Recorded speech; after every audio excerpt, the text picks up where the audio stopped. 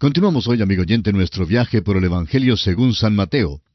El día de hoy concluiremos nuestro estudio del capítulo 16 de este primer libro del Nuevo Testamento. Al final de nuestro programa anterior vimos que Jesús había comenzado a anunciar su muerte. Ahora, en los versículos 22 y 23 leemos: Entonces Pedro, tomándolo aparte, comenzó a reconvenirle diciendo: Señor, ten compasión de ti, en ninguna manera esto te acontezca. Pero él, volviéndose, dijo a Pedro: Quítate de delante de mí, Satanás, me eres tropiezo, porque no pones la mira en las cosas de Dios, sino en las de los hombres. Parece que Pedro es una vez más el vocero de los discípulos. Él dice: Tú eres el Mesías, el Hijo de Dios. No debes, no puedes ir a la cruz. La cruz simplemente no formaba parte de sus pensamientos en ese momento. Es satánico que alguien niegue los hechos del Evangelio estando en una posición como la de Simón Pedro. Jesús murió por nuestros pecados en la cruz, y es satánico negarlo, especialmente para un hombre en el púlpito. Lo único que puede salvar es la muerte de Cristo en la cruz. Pedro más tarde dijo en su primera carta, capítulo 2, versículo 24, quien llevó él mismo nuestros pecados en su cuerpo sobre el madero, para que nosotros, estando muertos a los pecados, vivamos a la justicia, y por cuya herida fuisteis sanados. ¡Qué transformación se realizó en este hombre Pedro! En este capítulo el Señor dice: Quítate de delante de mí, Satanás. Y sin embargo, en la primera carta el mismo apóstol Pedro dice que Cristo llevó nuestros pecados en su propio cuerpo en la cruz. Negar el valor de la muerte de Cristo es ciertamente satánico. Ahora el versículo 24 dice: Entonces Jesús dijo a sus discípulos: Si alguno quiere venir en pos de mí, niéguese a sí mismo y tome su cruz y sígame. Muchas personas interpretan este versículo así: niéguese helados o niéguese algún lujo acá en la tierra. Pero lo que este versículo dice es: niéguese a sí mismo. Ya se sabe que la persona más difícil de negar en todo el mundo es uno mismo. Tampoco dice aquí que es necesario tomar la cruz de Cristo para poder seguirlo. Tenemos que tomar nuestra propia cruz y así seguir al Señor. Hay una cruz para cada uno de nosotros si seguimos a Cristo. Ahora llegamos a una verdad de mucha importancia. Leamos los versículos 25 al 27. Porque todo el que quiera salvar su vida la perderá, y todo el que pierda su vida por causa de mí la hallará. Porque ¿qué aprovechará al hombre si ganare todo el mundo y perdiere su alma? ¿O qué recompensa dará el hombre por su alma? Porque el Hijo del Hombre vendrá en la gloria de su Padre con sus ángeles, y entonces pagará a cada uno conforme a sus obras. La persona que no corre los riesgos involucrados en llegar a ser discípulo del Señor Jesús, al fin perderá su vida eternamente. Lo opuesto también es verdad. En la segunda venida de Cristo, todas las cuentas serán arregladas y todo el mundo recibirá sus recompensas justas. Y aquí concluimos nuestro estudio del capítulo 16 del Evangelio según San Mateo. Se nota que no hemos considerado todavía el versículo 28, pero el versículo 28 lo consideramos más bien asociado al capítulo 17. Por esa razón, vamos a incluirlo en nuestro estudio del capítulo 17 de Mateo. Ahora, en el capítulo 17, el tema es la transfiguración. El muchacho poseído del demonio y los discípulos sin fe, y el pago que Jesús hace del impuesto del templo por medio de un milagro. El versículo 28 de Mateo 16 pertenece en realidad al capítulo 17, como dijimos, porque el capítulo 17 explica lo que nuestro Señor quiso decir cuando hizo esta declaración siguiente, aquí en el versículo 28. De cierto os digo que hay algunos de los que están aquí que no gustarán la muerte hasta que hayan visto al Hijo del Hombre viniendo en su reino. Jesús había anunciado que había algunos allí que no gustarían la muerte hasta que vieran al Hijo del Hombre viniendo en su reino. La exactitud de estas palabras se comprueba por medio de un examen detenido de las palabras de uno de los testigos presenciales de la transfiguración. Leamos para ello en la segunda carta del apóstol Pedro, capítulo 1, versículos 16 al 18. Porque no os hemos dado a conocer el poder y la venida de nuestro Señor Jesucristo, siguiendo fábulas artificiosas, sino como habiendo visto con nuestros propios ojos su majestad. Pues cuando Él recibió de Dios Padre honra y gloria, le fue enviada desde la magnífica gloria una voz que decía: Este es mi Hijo amado, en el cual tengo complacencia. y nosotros oímos esta voz enviada del cielo cuando estábamos con Él en el Monte Santo. Hasta aquí lo que dice Pedro. Ahora, ¿cómo fue cumplida la declaración de Jesús para los apóstoles en aquel día? Cuando el Señor Jesucristo fue glorificado en el monte de la Transfiguración con 3 de sus discípulos presentes, entonces fue cuando se cumplió esta declaración. La Transfiguración fue un cuadro en miniatura del reino, y Simón Pedro confirmó esto para nosotros. Los otros evangelios dan el relato de la Transfiguración, exceptuando el Evangelio según San Juan. Esto nos conduce a decir algo que quizá le sorprenda, pero la Transfiguración no comprueba ni manifiesta la deidad de Cristo. Manifiesta más bien la humanidad de Cristo. El Evangelio de Juan acentúa la deidad de Cristo, y sin embargo es el único que precisamente omite el relato de la Transfiguración. Los otros evangelios nos cuentan de este acontecimiento, y esto nos debe poner en estado de alerta. El Señor Jesucristo transfigurado no es tan solo una prueba de su propia humanidad, sino que revela la esperanza de la humanidad, porque el hombre que vemos allí es lo que nosotros seremos. Pues los que son de Él han de ser como Él. Esta es la expectativa gloriosa que es presentada a cada hombre. No es la intención de Dios que la raza humana sea como el pobre muchacho poseído del demonio al pie del monte, del cual leeremos más tarde aquí en el capítulo 17. Juan nos dice en su primera epístola, capítulo 3, versículo 2, «Amados, ahora somos hijos de Dios, y aún no se ha manifestado lo que hemos de ser, pero sabemos que cuando Él se manifieste, seremos semejantes a Él, porque le veremos tal como Él es». El acontecimiento en el monte fue la glorificación del Señor Jesús antes de su muerte y resurrección. Leamos la narración de Mateo en el capítulo 17, versículo 1. 6 días después, Jesús tomó a Pedro, a Jacobo y a Juan su hermano, y los llevó aparte a un monte alto. Vemos que una vez más Jesús lleva a Pedro, a Jacobo y a Juan con él. Ahora, ¿por qué llevó Jesús a estos 3 constantemente con él? Por ejemplo, vea usted el relato del levantamiento de la hija de Jairo en el capítulo 8 de San Lucas, versículo 51, y el relato de Getsemaní en Mateo 26:37. El Señor no llevó a estos hombres porque eran sus favoritos, sino porque eran bebés y no podían caminar con Él a menos que Él los llevara. Veamos ahora el versículo 2 de Mateo capítulo 17. Dice, «Y se transfiguró delante de ellos, y resplandeció su rostro como el sol, y sus vestidos se hicieron blancos como la luz». La luz resplandeció desde su interior, y no sobre él, desde afuera como una luz concentrada.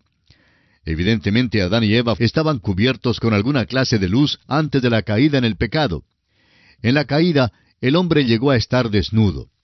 Mas Jehová Dios llamó al hombre y le dijo, «¿Dónde estás tú?»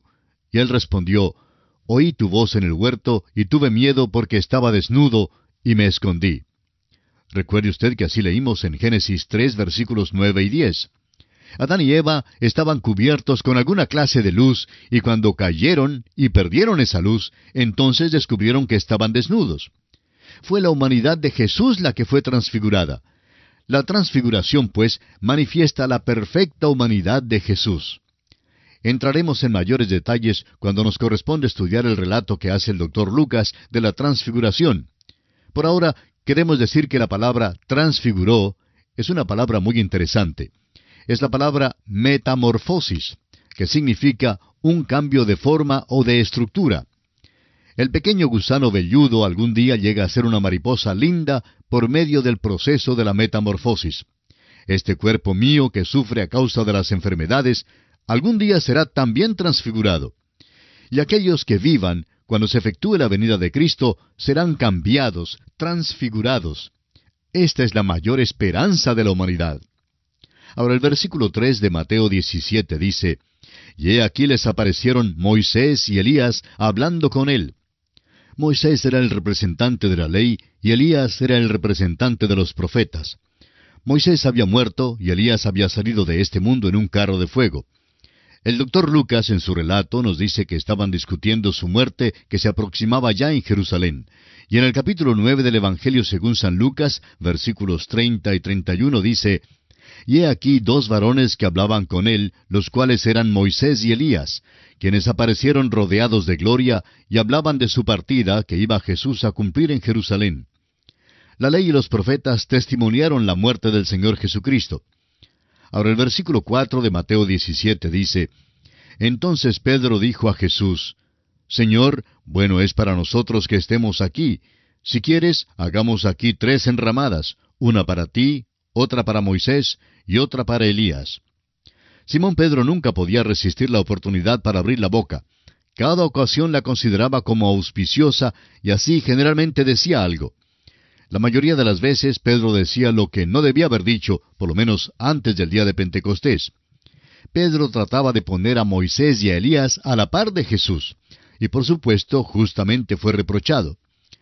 Ahora Lucas ofrece la explicación de esta indiscreción de Pedro declarando, no sabiendo lo que decía.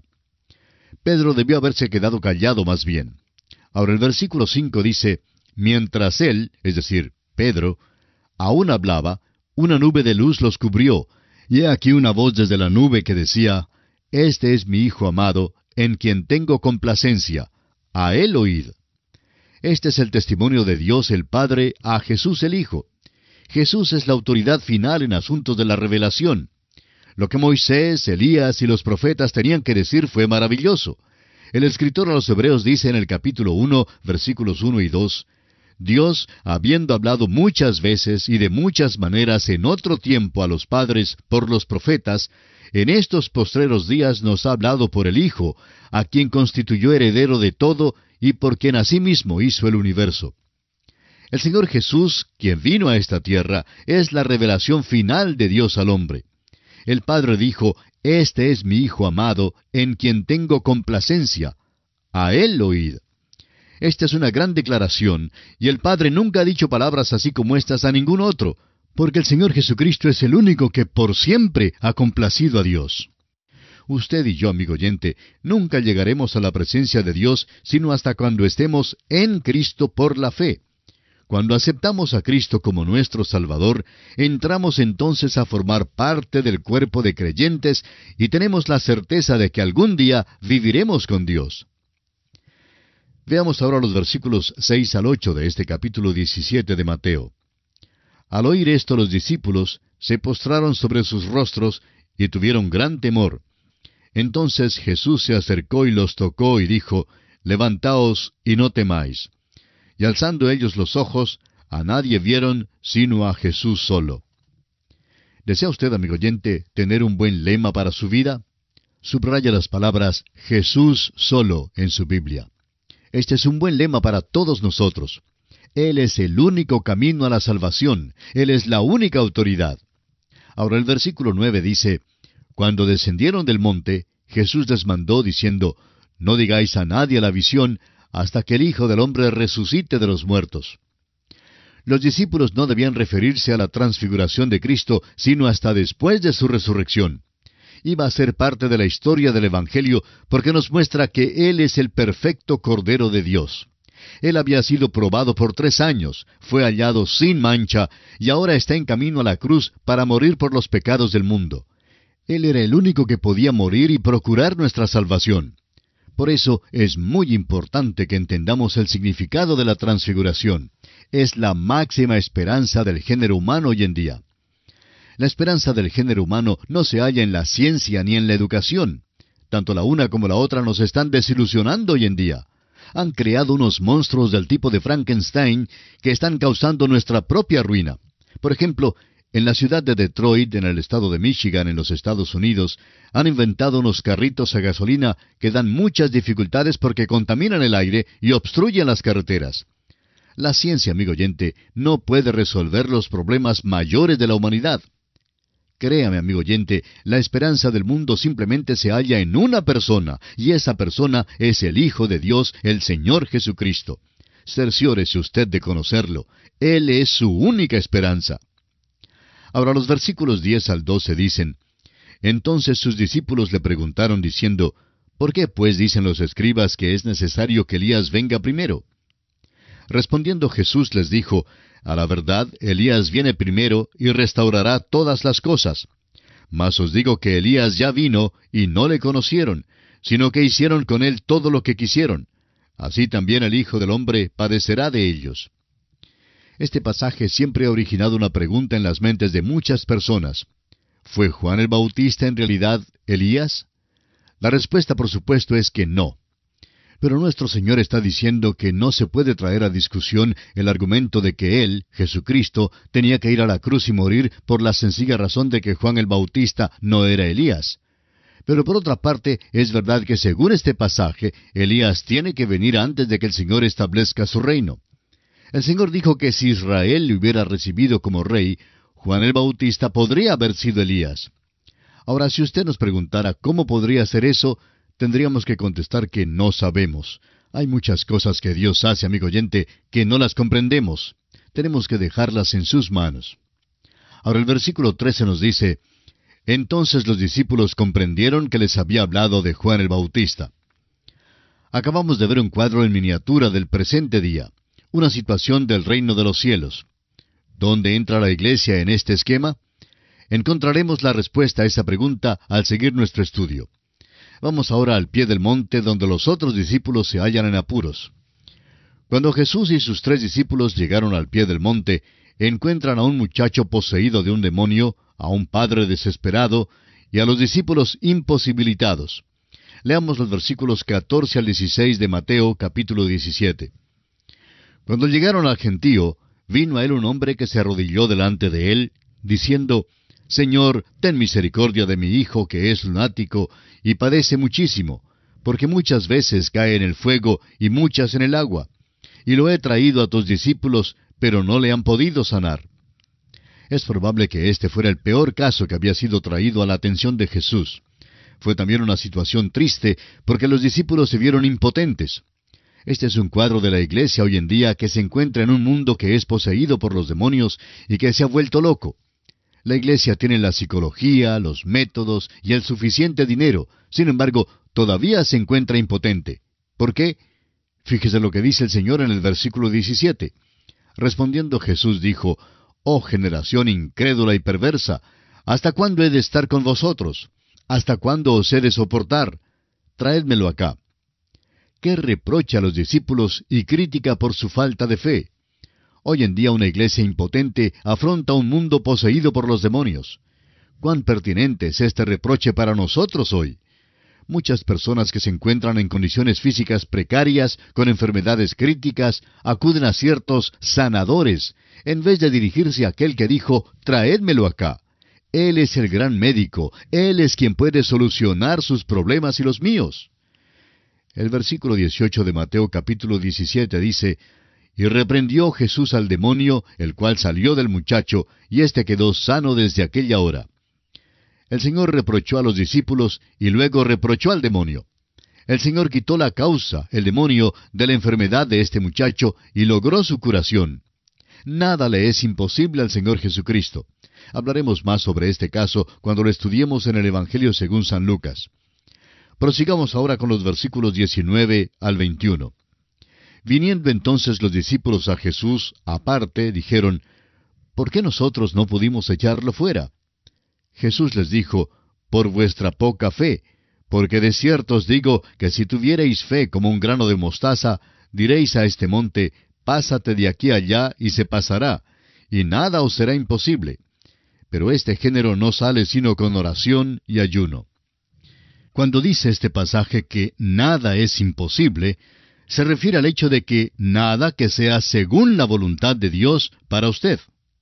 Los discípulos no pudieron ayudar a este muchacho por causa de su falta de fe. No era la condición del muchacho la que les impidió. Debe notarse que el versículo 21 no se encuentra en los mejores y más antiguos manuscritos, cuando dice, «Pero este género no sale sino con oración y ayuno». Este versículo debe ser considerado extraño al texto y no lo consideramos parte de la palabra inspirada de Dios. El ayuno no es esencial para expulsar a un demonio, y como ya hemos dicho, el ayuno es voluntario. Ahora, por tercera vez, el Señor recuerda a sus discípulos que Él moriría, y que sería levantado de los muertos. Examinemos los versículos 22 y 23 de Mateo capítulo 17. Estando ellos en Galilea, Jesús les dijo, «El Hijo del Hombre será entregado en manos de hombres y le matarán, mas al tercer día resucitará». Y ellos se entristecieron en gran manera. El Señor está en camino a Jerusalén. Cesarea de Filipo es donde comenzó primero a mencionar su muerte y resurrección venidera. Ahora está en Galilea y hace mención de ella una vez más a sus discípulos, y ellos se entristecen. Y aquí nos detenemos por esta oportunidad. Concluiremos nuestro estudio de Mateo capítulo 17, Dios mediante, en nuestro próximo programa, y esperamos que usted nos vuelva a sintonizar. Hasta entonces, amigo oyente, que el Señor le bendiga, es nuestra ferviente oración.